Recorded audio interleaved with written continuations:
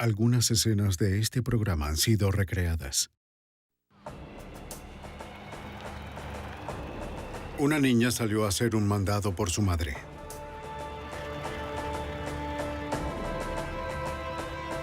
Con el pasar del tiempo se hizo evidente que no estaba simplemente deambulando por allí. ¡Vicky! Sin pistas de su paradero, las autoridades locales pidieron la ayuda del FBI. Vicky Lynn Hoskinson iba a solo unas cuadras. Sin embargo, su búsqueda se extendería hacia 3 estados. La evidencia se acumula, no tienen sospechosos evidentes. El centro de comercio es bombardeado. Ted Kaczynski es arrestado. Fugitivo a un prófugo.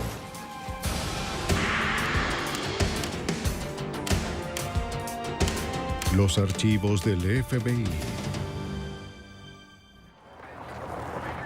Todo padre se pregunta cuándo un niño es lo suficientemente grande para salir solo de casa. Para una madre en Tucson, el paseo en bicicleta de su hija de 8 años hacia el buzón de correo duró 2 meses de pesadilla. De acuerdo a la Ley Federal de Secuestros, el FBI puede intervenir luego de 24 horas. Soy Jim Castro, exdirector del FBI en Nueva York. Se requieren docenas de agentes en 2 estados para localizar a un violador en libertad condicional, pero también del coraje de una madre, para cambiar las leyes que liberaron a un monstruo. El depredador. Lunes 17 de septiembre de 1984. Alrededor de las 3 de la tarde en Flowing Wells, Arizona, en las afueras de Tucson, Vicky Lynn Hoskinson, de 8 años de edad, acababa de regresar a casa del colegio y ayudaba a su mamá a enviar una tarjeta de cumpleaños atrasada a su tía.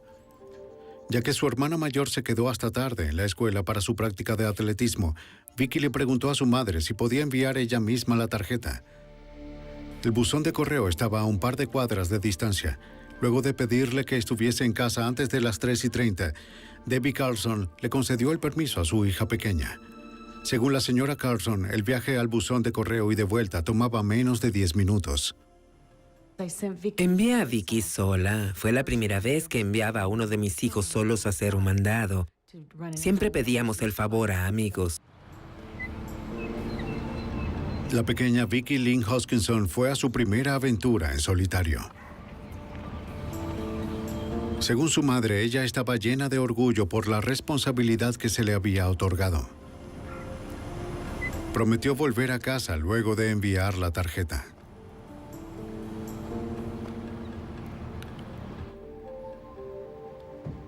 Veinte minutos después de que Vicky se fuera, Debbie Carlson se tranquilizó al oír el sonido de la puerta principal. ¿Stephanie? Y sorprendida de ver que se trataba de Stephanie, la hermana mayor de Vicky. Su práctica de atletismo fue cancelada. Vicky fue al buzón de La correo. señora Carlson le dijo que Vicky fue a enviar una tarjeta, pero no había regresado. Está bien. Stephanie pensó que su hermana estaba jugando en casa de un amigo. Stephanie me dijo, yo la busco, probablemente esté en casa de Jennifer. Así que, por segunda vez, en un mismo día, envié a uno de mis hijos sin compañía. Stephanie encontró la bicicleta de Vicky abandonada a un lado de la calle. ¡Vicky! Ella llamó a su hermanita. ¡Vicky! Corrió a casa para contárselo a su mamá. ¡Vicky! Eso fue una señal de alerta para mí, porque Vicky nunca habría dejado su bicicleta en el medio de la calle. Era su orgullo y su alegría. La cuidaba como su posesión más preciada. Debbie Carlson manejó hacia el lugar con su hija para recoger la bicicleta de Vicky. ¿Vicky? Stephanie preguntó en las casas cercanas para saber si alguien había visto a su hermanita. ¡Vicky! Nadie contestó. No hay nadie en casa. Luego de meter la bicicleta abandonada de Vicky en el auto, la señora Carlson se sintió muy angustiada. Iba camino a casa y yo comencé a llorar desconsoladamente. Yo sabía que algo estaba mal, algo tan atípico. Estaba mal. ¿Cuándo fue? la última vez que vio a su hija? La señora Carson llamó a la oficina del alguacil del condado de Pima. También llamó al señor Carson al trabajo. Su hija pequeña había estado desaparecida por menos de 90 minutos, pero la preocupación en la comunidad creció rápidamente.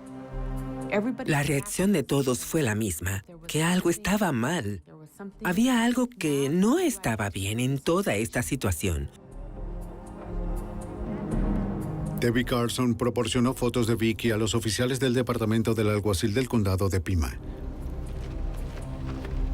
La policía recorrió su ruta para saber dónde pudo encontrar problemas.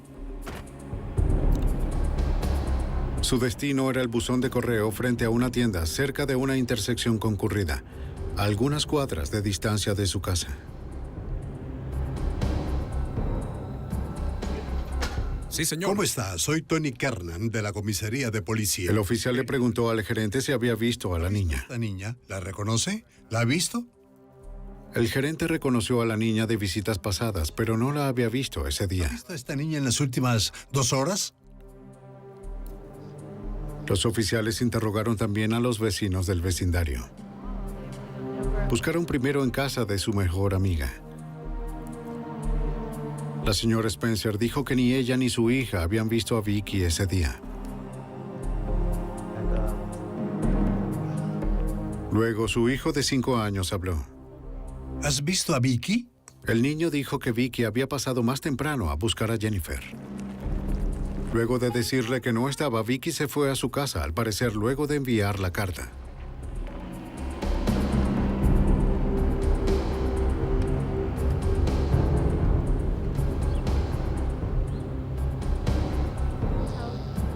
¿La viste allí?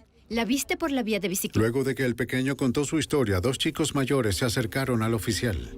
Hola chicos, ¿cómo están? Quiero preguntarles algo. Ellos dijeron que también habían visto a Vicky partir en su bicicleta desde la tienda. ¿Con alguien? ¿Recuerdan algo? Minutos antes de pasar por su lado, ellos vieron un auto negro pequeño con placas de California que iba muy lentamente. Ellos lo pasaron en sus bicicletas.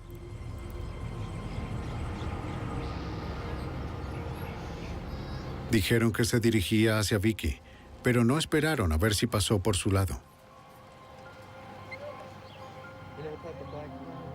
Y no vieron al conductor.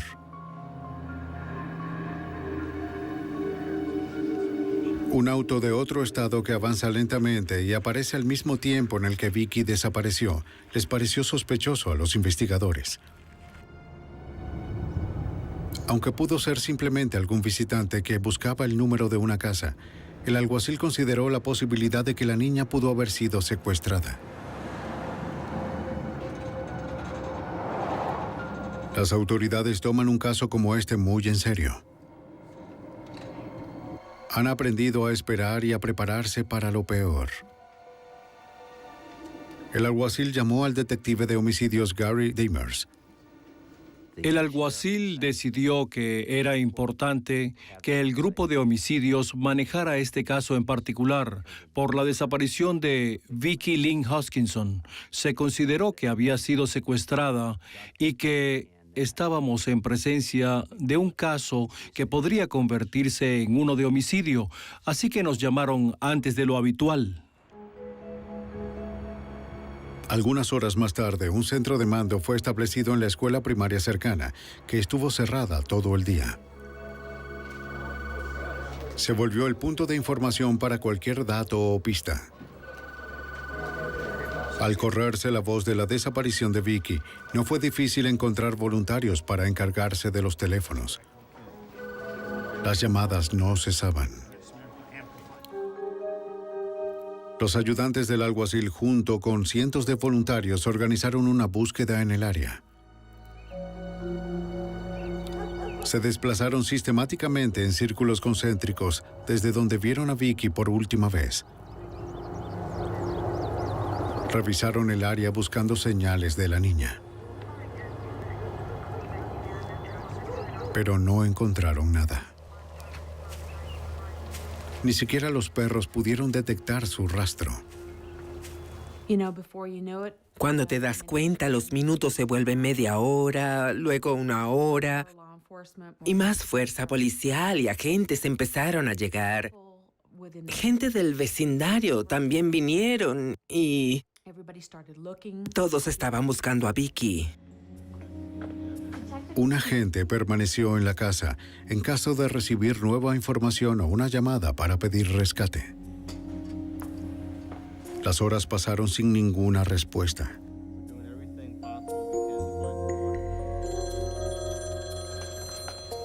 Las únicas llamadas fueron de amigos preocupados y familiares. No sabía. Aún no había información en las noticias. Está bien. Sí, gracias. Aún no hay noticias de Vicky. De acuerdo con la Ley Federal de Secuestros, la comisaría del condado de Pima está facultada para pedir al FBI que entre al caso.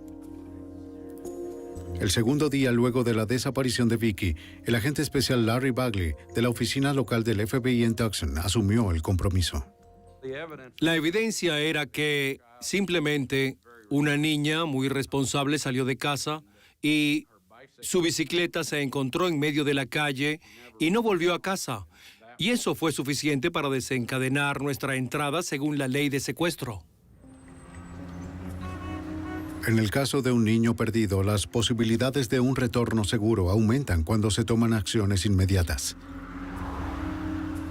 El FBI tenía el poder de extender la investigación más allá del estado de Arizona, de ser necesario. La participación de los agentes le dio a Debbie Carson la esperanza de una rápida resolución.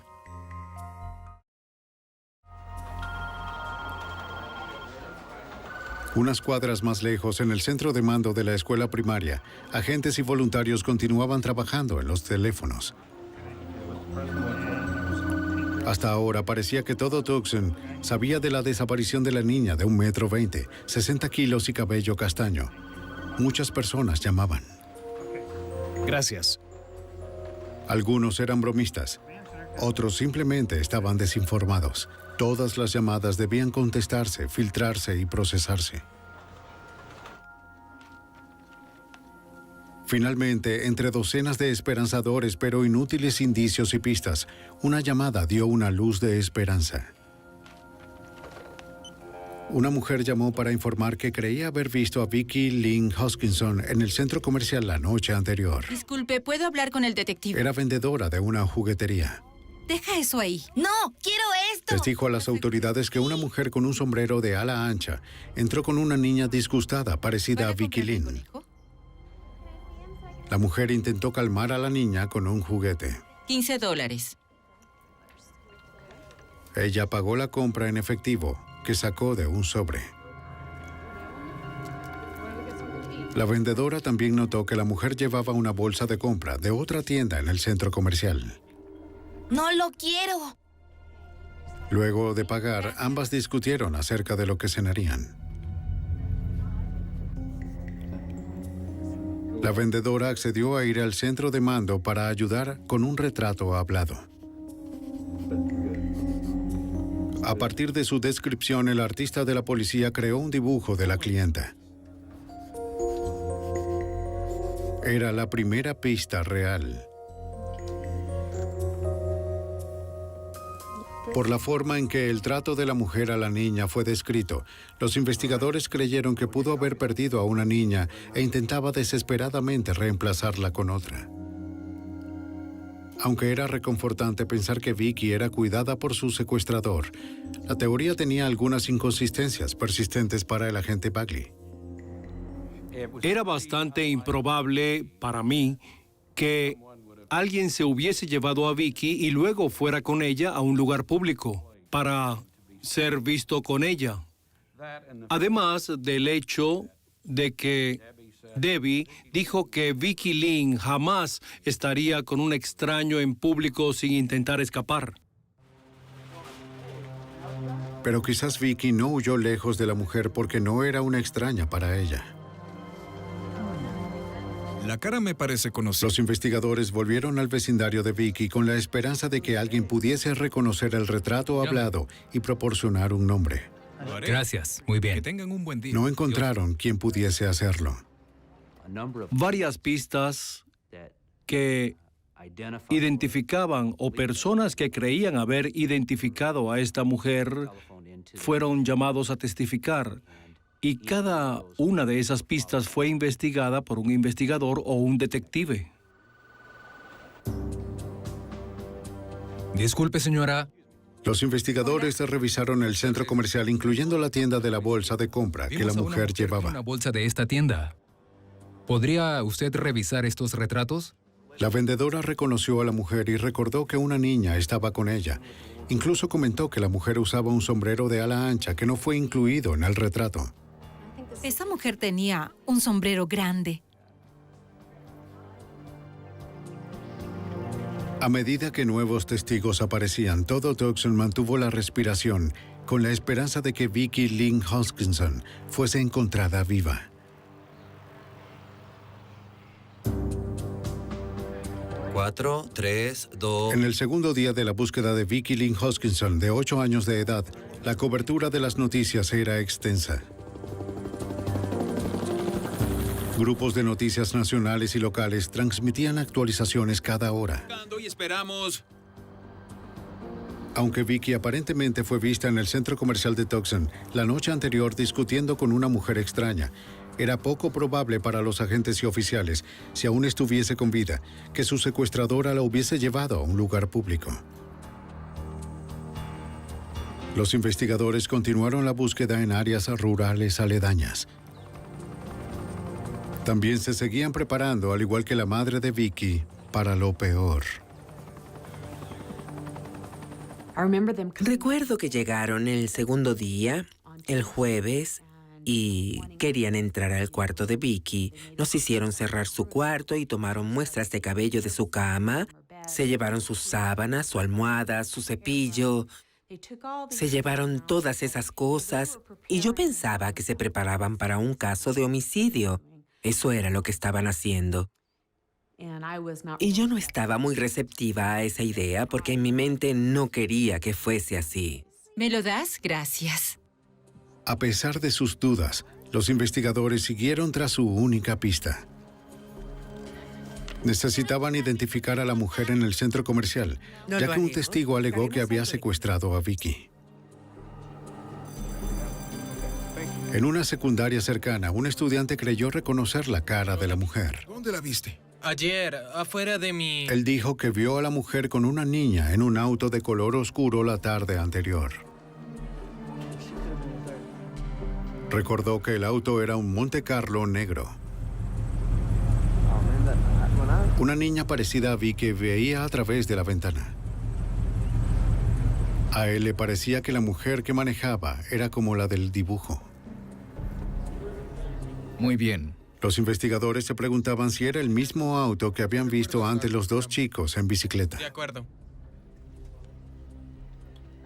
El Monte Carlo que fue visto fue una pista para nosotros porque parecía que tenía mucho que ver, pero no había mucho que pudiéramos hacer con esa información. Buscamos un Monte Carlo y no tuvimos éxito con eso. En el centro de mando se presentaron testigos de diferentes edades. Una madre acudió con su hijo de 3 años. Puedo ser de cualquier cosa. Ella ayudó a su hijo a describir a los investigadores lo que había visto el día anterior. Ellos vivían al otro lado de la calle donde se encontró la bicicleta de Vicky Lynn. Más temprano esa tarde, ella le dijo al detective que su hijo estaba jugando en el jardín. Mientras la mujer entró a la casa por un momento, el niño vio como una niña en una bicicleta rosada era atropellada por un auto, al que describió como un auto de carreras. El niño dijo que una chica grande con pelo largo se bajó del auto y ayudó a la niña a subir. Luego se fueron. Este niño pequeño aparentemente presenció el secuestro de Vicky Lynn Hoskinson. ¿Qué color era? Negro. ¿Negro? Su descripción de los eventos reavivó las sospechas de que Vicky había sido secuestrada por la mujer del centro comercial. Pero era muy pequeño para dar más detalles útiles. Y su madre no había visto u oído nada.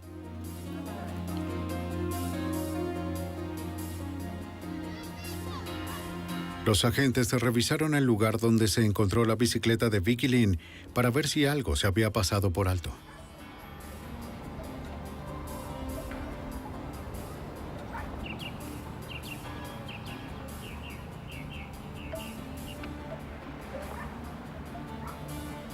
El agente Bagley hizo un hallazgo crucial. Algo que no se había reportado antes. Había un golpe en el buzón como a 40 o 50 centímetros por encima del suelo, lo que no era un punto de impacto para un auto grande. Así que parecía que era reciente. Ciertamente me pareció que quizá el auto que golpeó a la bicicleta también había chocado contra el buzón. Él supuso que el auto negro y pequeño con placas de California, visto a pocos metros, pudo ser el auto que golpeó el buzón a esa altura. No hay evidencia de que... Los agentes preguntaron si algún otro investigador recibió reportes de un auto negro fuera de su estado en el área. Un detective sí lo recibió. Sí, pude verlo. Más temprano ese día, había tomado una declaración de Sam Hall, el entrenador de la escuela primaria. Hall dijo que había visto un auto sospechoso en el patio de la escuela, cerca de las 3 de la tarde, el 17 de septiembre, 20 minutos antes de que Vicky fuese vista por última vez en el vecindario. Dijo que primero vio el auto negro y bajo, con etiquetas de California, manejando lentamente cerca del patio de la escuela. Luego se dio cuenta de que el conductor estaba mirando a los niños que jugaban. Describió al conductor como un hombre con cabello largo y barba. Simplemente no me pareció que estuviese bien. Hall le dijo al detective Damers que cuando miró la cara del extraño, un escalofrío le recorrió la espalda. Nos dijo que el vello del dorso del cuello se erizó cuando vio a este hombre, así que mantuvo la mirada puesta en este sujeto. Cuando el hombre empezó a alejarse, Hall tuvo la iniciativa de anotar el número de la placa. Sí, pude ver ese auto. El día siguiente, cuando el profesor de deporte escuchó que Vicky Lynn Hoskinson desapareció, creyó que su hallazgo podría ser relevante. Cuando obtuvimos el número de matrícula que nos dio Sam Hall y oímos su historia, me emocioné porque podría ser el dato que estábamos buscando. El FBI tardaría varias horas para rastrear el número de matrícula hasta el dueño del auto. Los investigadores no estaban seguros de que hubiese alguna conexión entre la extraña mujer en el centro comercial y el hombre con barba en el auto. Centro de mando. Cada investigador de este caso estaba cargado de muchas emociones porque con el pasar de las horas disminuía la posibilidad de que Vicky Lynn fuese recuperada sana y salva. El tiempo conspiró en su contra y la esperanza de un feliz regreso de Vicky Lynn empezó a decaer cuando el segundo día llegó a su fin.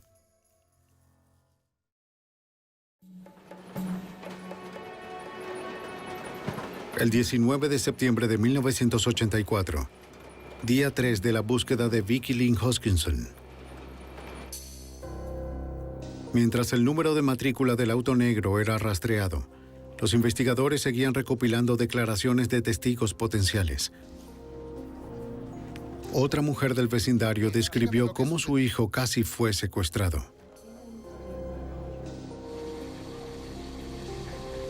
La mujer les dijo a los investigadores que estaba lavando su ropa en su edificio. Mientras estaba ocupada en la lavadora, una mujer entró e intentó llevarse a su niño. La madre logró alejarla. ¡Déjenos en paz! ¡Váyase! Aquí está el retrato. El policía le mostró a la testigo el retrato de la mujer del centro comercial. No. ¿No era? La mujer del retrato no coincidía con la que tomó a su hijo, pero la madre no estaba segura.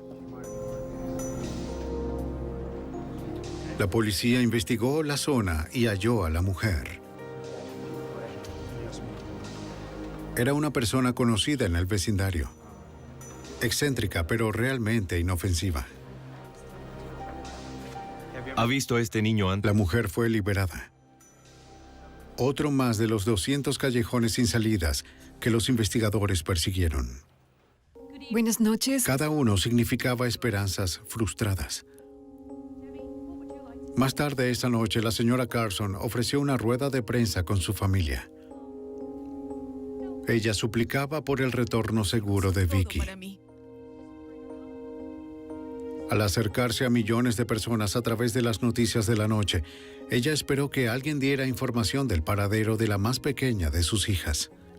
En un minuto tenía esperanza de que fueran a encontrarla y al siguiente estaba esperando que entraran por la puerta y me dijeran que encontraron su cuerpo y fue una montaña rusa. Pensaba, ¿tendré que hacer un funeral en 3 días? ¿Tendré a mi hija en brazos en 3 días? ¿Será uno de esos niños que están desaparecidos por siempre? El FBI estaba acercándose a la respuesta. El rastreo del número de la matrícula los guió a un hombre en Los Ángeles de 28 años de edad llamado Frank Jarvis Atwood. Los agentes le dieron la información al Departamento de Identificación del FBI para revisar sus antecedentes. Cerca de las 10 de la noche, recibimos por fax un expediente del Departamento de Identificación y esa información nos sorprendió porque nos dimos cuenta que ya existía una condena anterior por acoso a menores y otra por secuestro.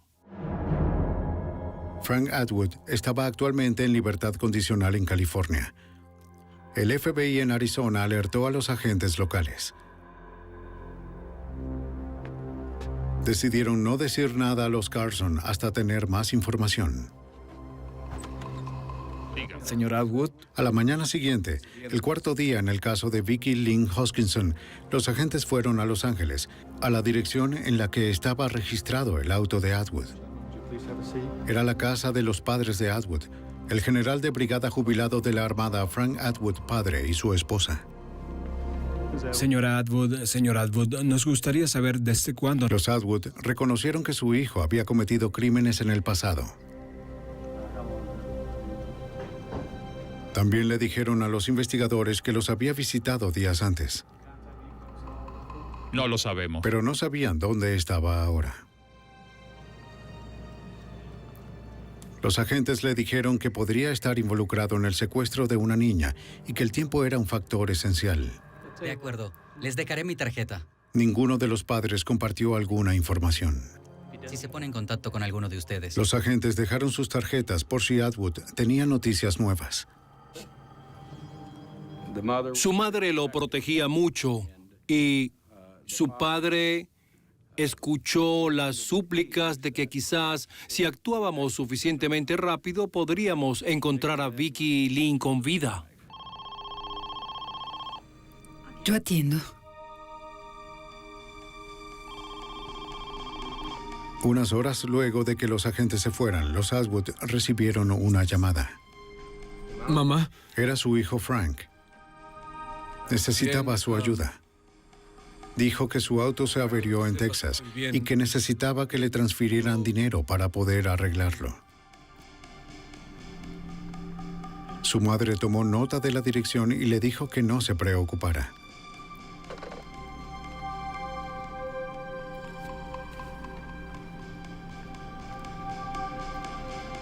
Su padre la copió y salió de casa. Necesito decirles que mi hijo... Fue a un teléfono público y llamó al FBI. Taller de Chuck. Les dio la dirección del taller en Kerrville, Texas, donde su hijo Frank y su amigo esperaban el dinero para una nueva transmisión. Centro de mando. La oficina de California llamó a los agentes en Arizona, quienes llamaron a agentes en Texas con una solicitud para detener a Frank Atwood.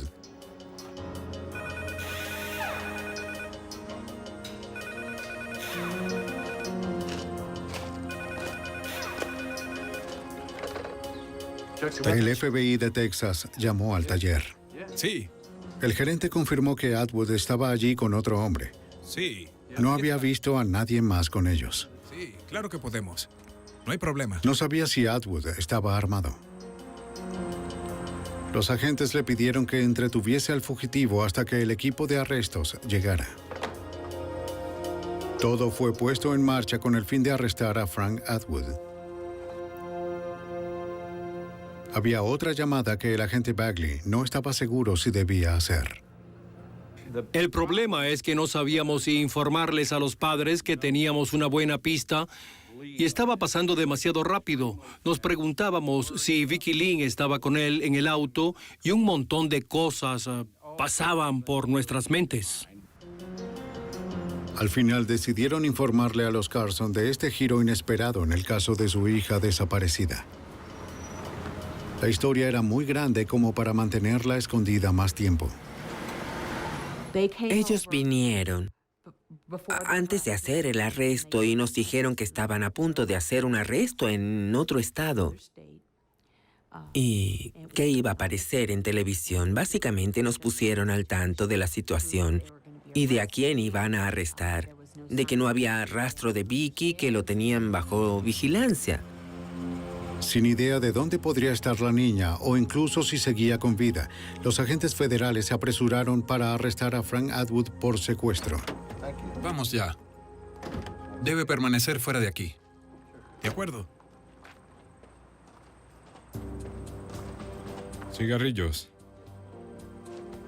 4 días luego de la desaparición de Vicky Lynn Hoskinson en Arizona, el FBI hizo un arresto en Kerrville, Texas. Frank Atwood y su compañero de viaje James McDonald fueron arrestados sin incidentes en un taller de reparación de autos por sospecha de secuestro. No había rastro de Vicky.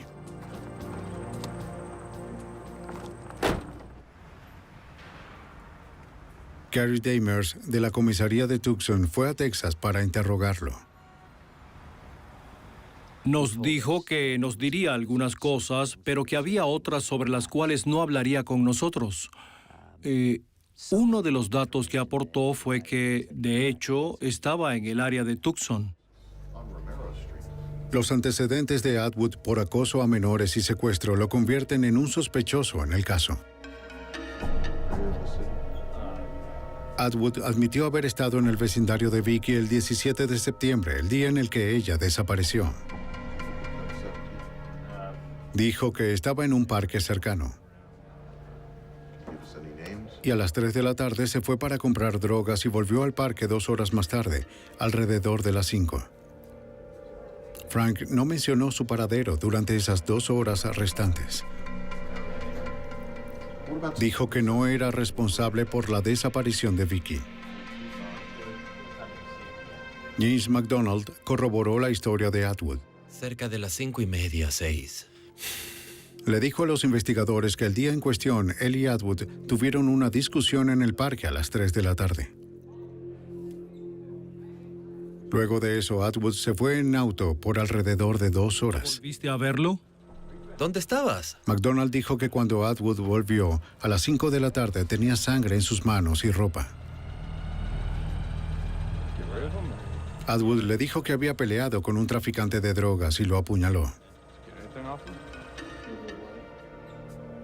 McDonald también le dio a las autoridades los nombres de otros en Tucson, con quienes ellos estuvieron.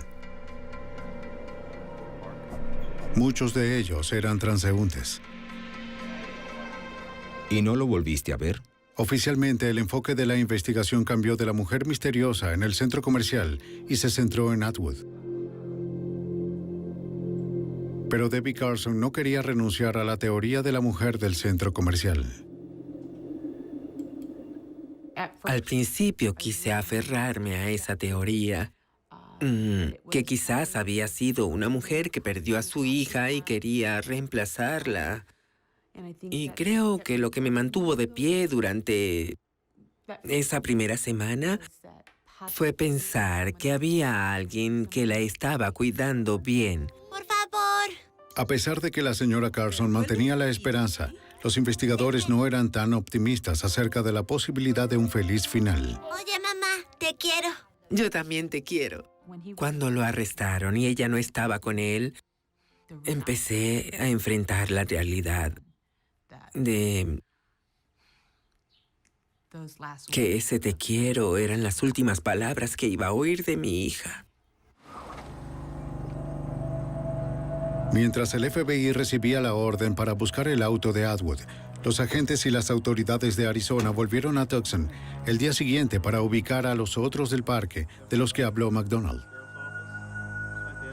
Los investigadores encontraron a 2 hombres que dijeron que Atwood había pasado algunas noches en su tráiler.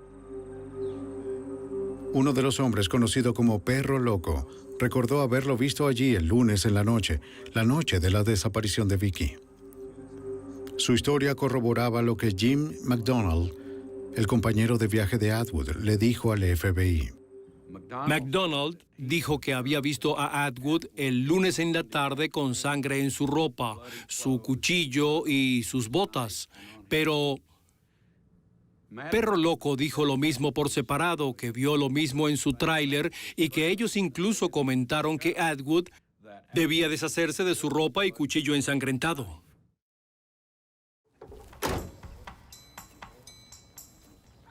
Los agentes presentaron una orden y buscaron en el tráiler cualquier evidencia que pudiese indicar secuestro o asesinato. Inicialmente parecía que la búsqueda sería fructífera. Consiguieron una sábana que parecía tener manchas de sangre, junto con un cepillo de cabello que creyeron que era de Atwood. Ambos fueron sometidos a una serie de análisis de sangre y fibras. Ninguno reveló nada. La ropa de Atwood y el cuchillo jamás fueron encontrados.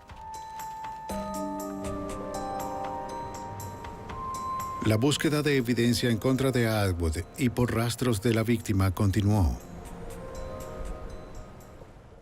Los agentes y detectives del FBI, incluso yo mismo, continuamos con la búsqueda de Vicky Lynn Hoskinson. Sentimos mucha frustración porque no habíamos podido encontrarla. La zona es muy vasta y gran parte de ella es desierto, y ni usando todas las habilidades investigativas disponibles habíamos podido dar con ella, pero seguimos buscando cualquier tipo de pista disponible.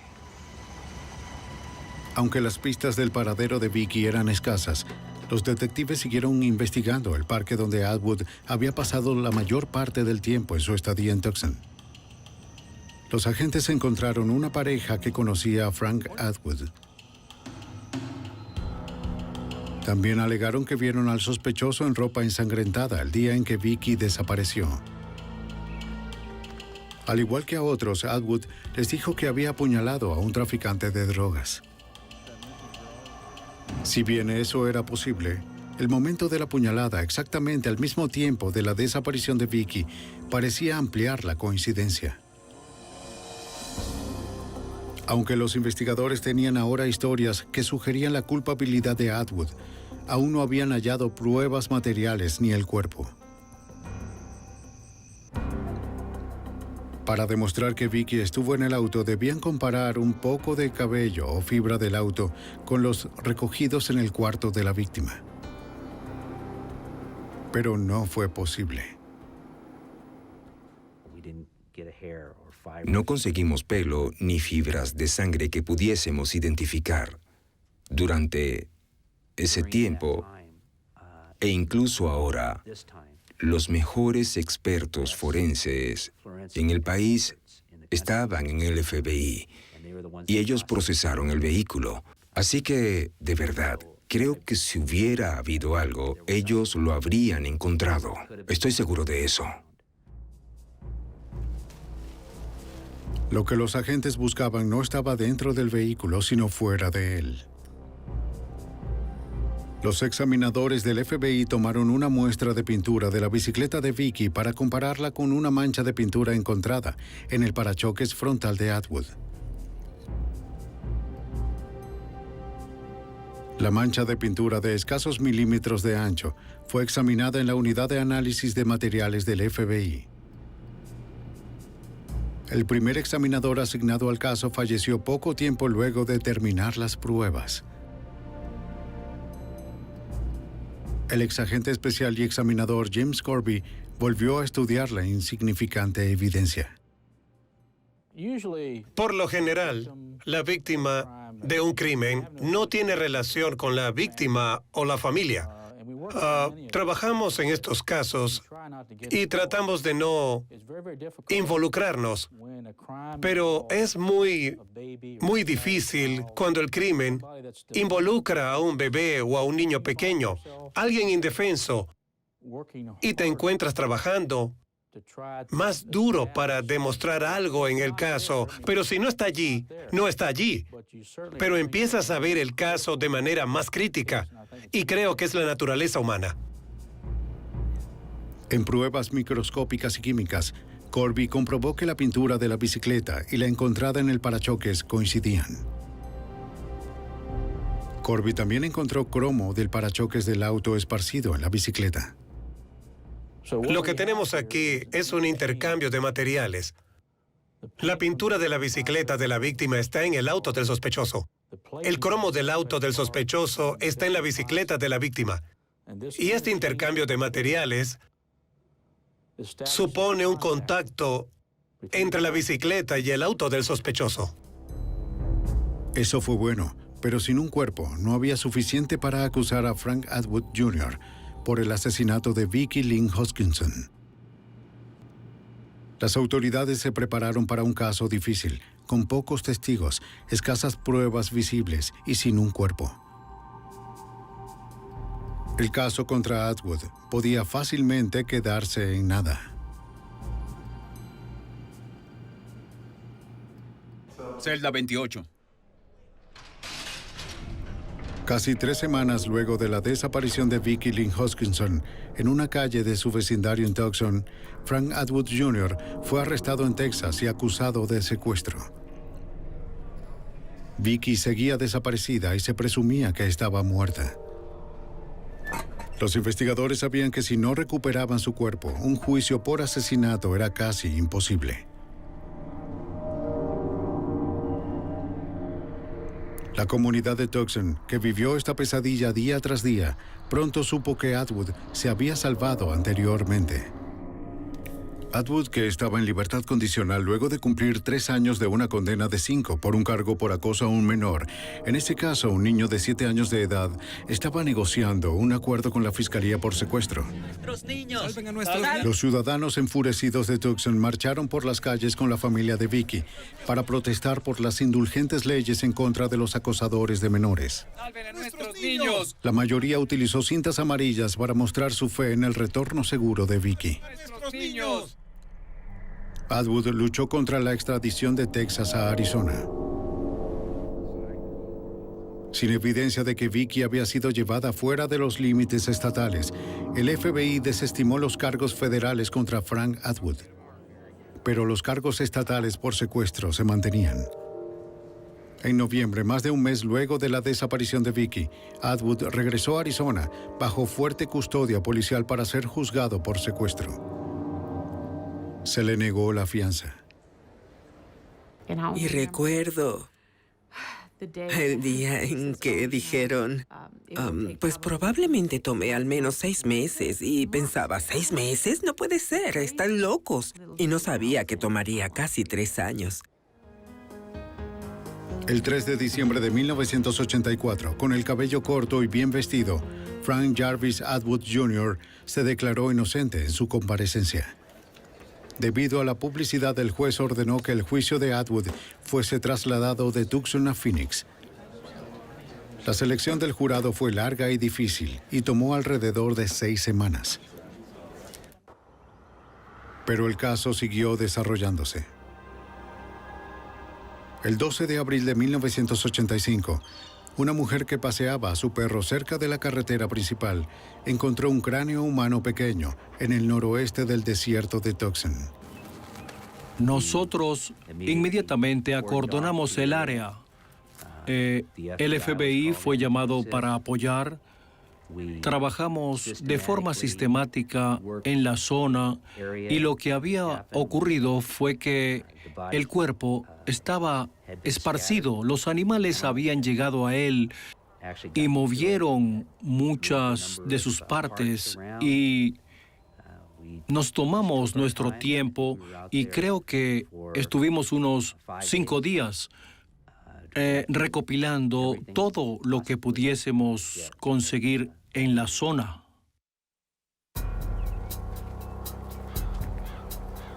Alrededor de 100 personas recorrieron meticulosamente un tramo de desierto de 50 kilómetros cuadrados. Los investigadores fotografiaron toda la zona para registrar las condiciones del lugar. Los forenses marcaron las áreas donde se iban a recolectar las pruebas. En un caso con tan pocas pruebas materiales, pasar por alto el más pequeño fragmento de hueso podría resultar costoso. Durante 5 días, por 12 horas al día, las autoridades recuperaron y registraron fragmentos de hueso, su ubicación y sus condiciones. Más de 20 bolsas de pruebas fueron enviadas al laboratorio para su identificación a finales de mayo de 1985, incluyendo una porción de la mandíbula inferior que aún tenía dientes. Un testigo compareció y testificó que había visto a Atwood llegar a esa zona con una niña y luego se fue solo. El forense descubrió que el desgaste de los huesos concordaba con 8 meses de exposición a la intemperie. Los registros dentales comprobaron que esos eran los restos de Vicki Lynn Hoskinson. Encontraron la mandíbula inferior en un agujero de roedores. Un año después, una de las personas que buscó sus restos llevó un ramo de flores y lo puso en ese agujero donde encontró la mandíbula. Vicki Lynn conmovió a muchas personas.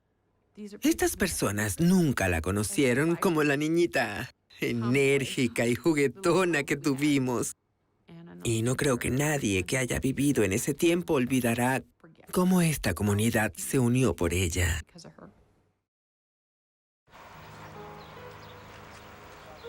La familia de Vicki la sepultó el 30 de mayo de 1985.